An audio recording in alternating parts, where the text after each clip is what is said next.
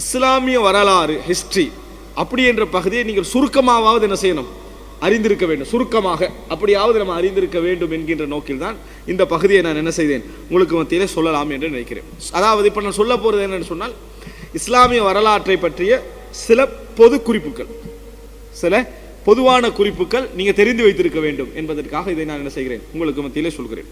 அன்புள்ள சகோதரர்களே, இஸ்லாமிய அதாவது வரலாறு என்று நம்ம கடந்த காலத்தில் படிக்கிற நேரத்தில் அது ஹிலாஃபத்தை விட்டு பிரித்து என்ன செய்யலாது, படிக்க இயலாது.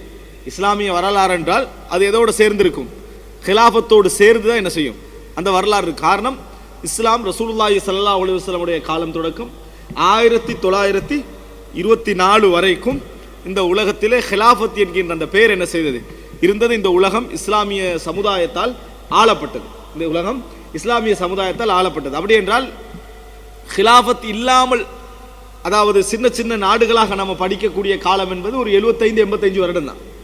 மற்றது எல்லாமே ரசூல் ஸல்லல்லாஹு அலைஹி வஸல்லம் காலம் தொடக்கம் இன்றைய இந்த காலம் 1924 வரைக்கும் எதோடு சேர்த்து படிப்போம், இஸ்லாமிய ஆட்சியை, ஹிலாஃபத், இஸ்லாமிய வரலாறை ஹிலாஃபத்தோடு சேர்ந்து தான் நம்ம என்ன செய்வோம் படிப்போம்.